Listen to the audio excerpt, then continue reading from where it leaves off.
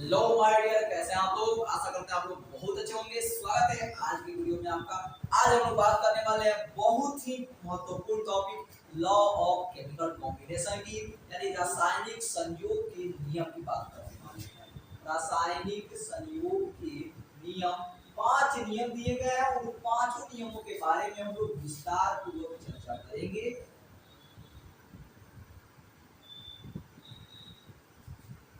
और बात करें तो क्लास 12 की केमिस्ट्री इसी टॉपिक से शुरू होती है। असल में जो अभी तक हम लोग पढ़ रहे थे वह एक बेसिक केमिस्ट्री था। चलिए बात करते हैं हम लोग रासायनिक संयोग के नियम की। तो 5 नियम दिए गए हैं। सबसे पहला नियम है द्रव्यमान संरक्षण का नियम।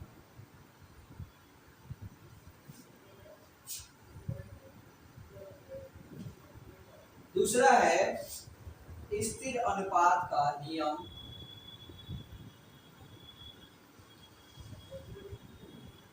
या इसको हम लोग स्थिर संघटन का नियम भी कहते हैं। तीसरा है गुणित अनुपात का नियम।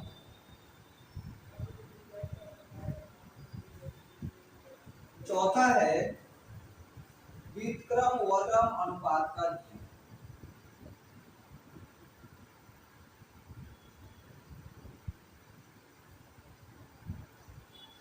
और पांचवा है गे-लुसैक का नियम।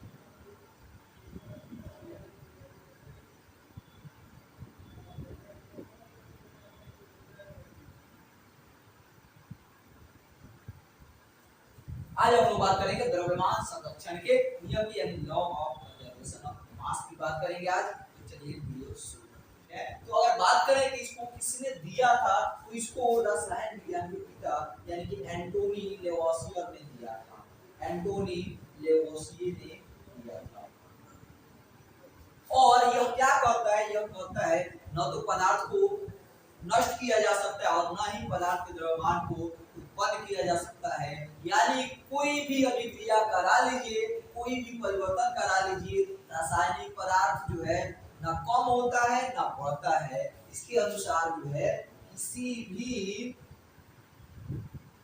भी भौतिक व रासायनिक परिवर्तनों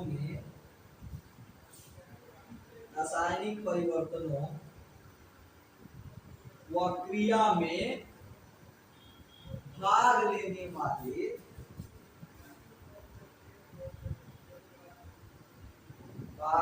वाले सभी पदार्थों का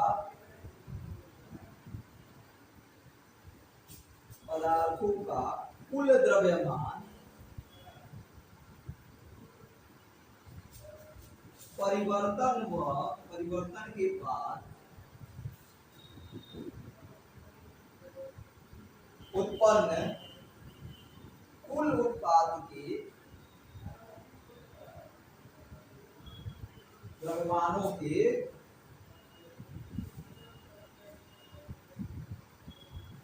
योगफल के बराबर होता है।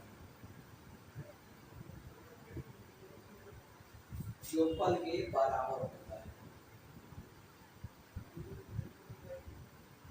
मान लीजिए कि हमने एक M1 का, एक M2 का और एक M3 का वस्तु लिया। इन तीनों का हमने अभिक्रिया कराया। रिएक्शन के बाद मान लीजिए बना M4 M5।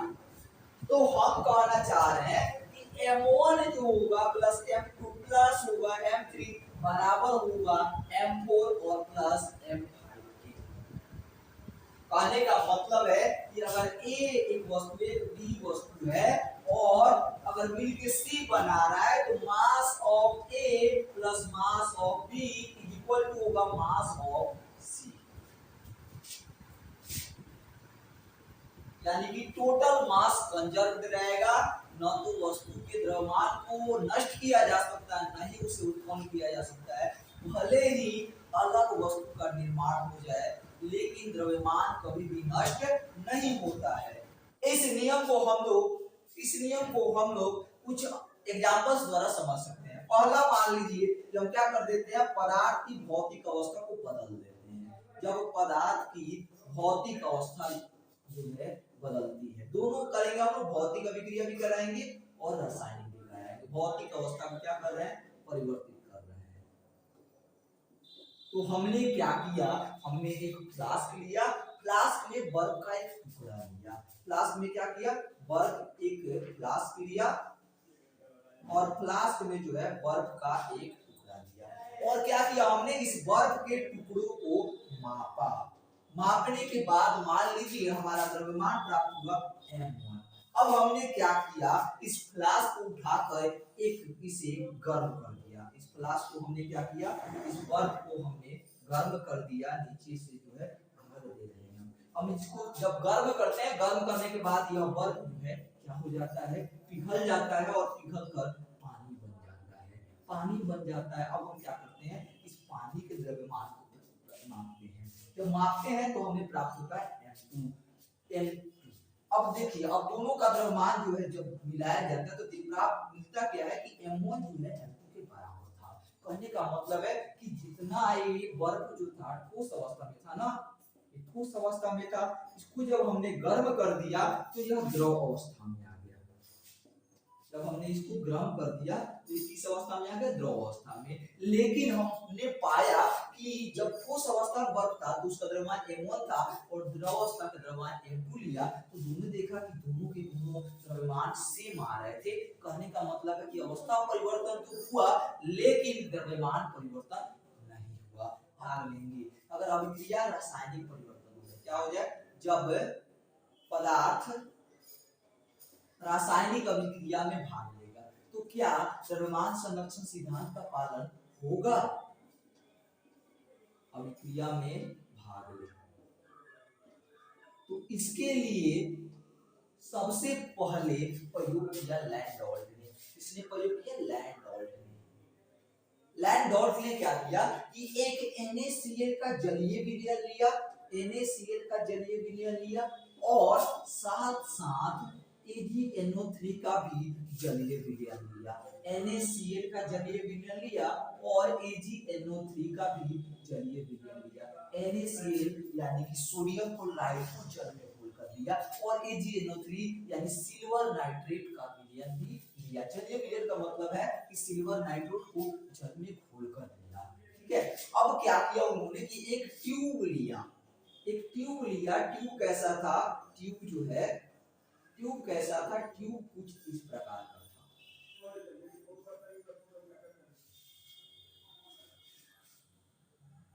ट्यूब कुछ इस प्रकार का था। इसमें उन्होंने NaCl के विलयन को ले लिया, इसमें NaCl के विलयन को ले लिया और इसमें उन्होंने AgNO3 को ले लिया। इस प्रकार का कुछ ट्यूब लिया और इस प्रकार के ट्यूब का नाम रख दिया गया लैंडोल्फ ट्यूब। उन्होंने क्या किया, NaCl का विलयन लिया, फिर AgNO3 का विलयन लिया। अब इसको क्या किया, दोनों को माप लिया। दोनों को मापने के बाद मान लीजिए इनको द्रव्यमान प्राप्त हुआ m1 और अब क्या किया, अब इसको उठाया और दोनों को जो ऐसे मिला दिया। मिलाने के बाद हम पाते हैं क्या हुआ, कुछ इस प्रकार की अभिक्रिया हुई। ये वही ट्यूब है। अब इसमें जो है जो मिला हुआ है यह आपको दो तरह से मिलेगा। इधर आपको AgCl मिल जाता है और इधर आपको NaNO3 का विलयन मिल जाता है। उन्होंने क्या किया कि NaCl का जलीय विलयन लिया, एक्वेटिक लिया और साथ साथ AgNO3 का एक्वेटिक लिया, जलीय विलयन लिया और अभिक्रिया जब कराया, अभिक्रिया कराने के बाद उनको क्या प्राप्त हुआ, AgCl प्राप्त हुआ अवक्षेप के रूप में जो सॉलिड रूप में था और साथ साथ प्राप्त हुआ NaNO3 जो एक्वेटिक फॉर्म में था। इसका द्रव्यमान मापा m1 आया, इसका द्रव्यमान मापा m2 आया और पाया कि दोनों द्रव्यमान सेम थे, यानी कि अभी भी m1 बराबर m2 था। तो लैंडोल्फ के इस प्रयोग से हमें पता चलता है कि रासायनिक अभिक्रिया में पदार्थ भाग लेगा तब भी द्रव्यमान संरक्षण सिद्धांत पालन होता है, यानी कि द्रव्यमान में परिवर्तन नहीं होता है। अब देख लेते हैं हम लोग एक क्वेश्चन। चलिए, हमने द्रव्यमान संरक्षण सिद्धांत देख लिया है। हमने इससे क्या सीखा कि हमने इससे सीखा है कि अभिकारक का द्रव्यमान जो है, अभिकारक जो रासायनिक अभिक्रिया में भाग लेता है, अभिकारक का द्रव्यमान जो है उत्पाद के द्रव्यमान के बराबर होता है। अभिकारक का द्रव्यमान उत्पाद के द्रव्यमान के बराबर होता है। देख लेते हैं इस प्रश्न को, बहुत ही आसान क्वेश्चन है। कह रहा है 100 ग्राम CaCO3 लिया जा रहा है। CaCO3 जो है कितने ग्राम है? 100 ग्राम है। और क्या किया गया? इसको गर्म किया गया। इसको क्या किया गया? गर्म। और गर्म जब किया गया तो CaO मिलता है 56 ग्राम और साथ ही साथ 44 ग्राम CO2 भी मिलता है, 44 ग्राम। तो क्या आपको सिद्ध करना है कि आंकड़े द्रव्यमान संरक्षण के नियम का पालन कर रहे हैं, तो क्या अब हम क्या करेंगे? अभिकारक का द्रव्यमान देख लेंगे और साथ ही साथ उत्पाद का द्रव्यमान भी निकाल लेंगे। अगर दोनों बराबर आ गए तो आंकड़े द्रव्यमान संरक्षण के नियम का पालन कर रहे हैं। तो अभिकारक का द्रव्यमान दिया हुआ है आपका 100 ग्राम। अभिकारक का द्रव्यमान बराबर 100 ग्राम और आपको उत्पाद का द्रव्यमान निकाल लेना है। उत्पाद क्या है? तो उत्पाद जो है आपका CaO है और साथ ही साथ CO2 है, यानी CaO का द्रव्यमान और प्लस उत्पाद यही ना है कि CaO और CO2 प्लस CO2 का द्रव्यमान,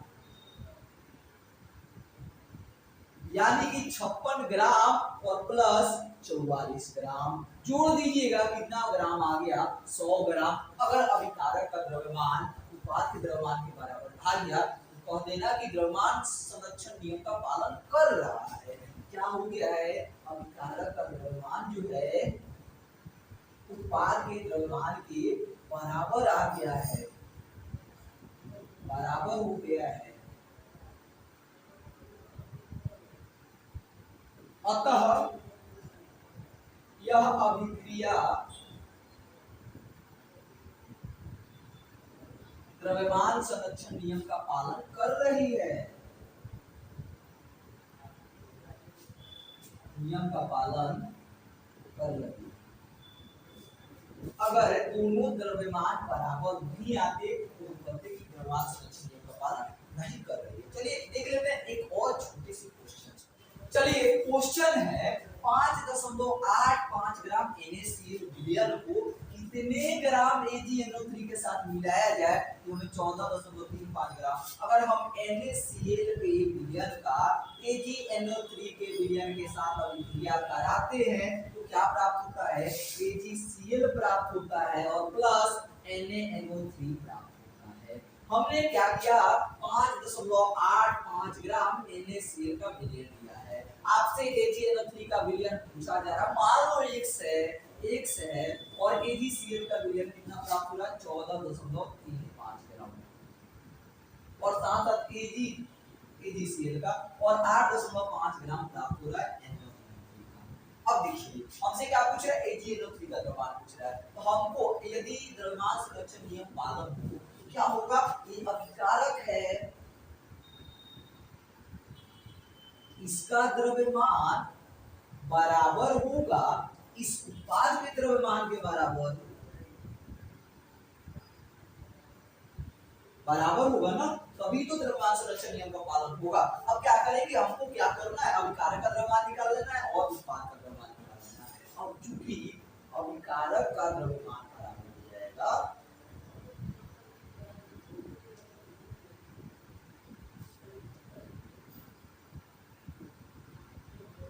कितना?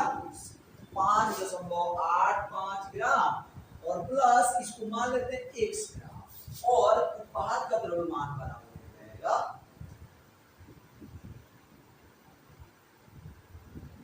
क्या? 14.35 ग्राम और प्लस 8.5 ग्राम। अब हम क्या कर देंगे? इसको जोड़ देंगे तो कितना आ जाएगा? 22.85 ग्राम आ जाएगा। अब चूंकि द्रव्यमान संरक्षण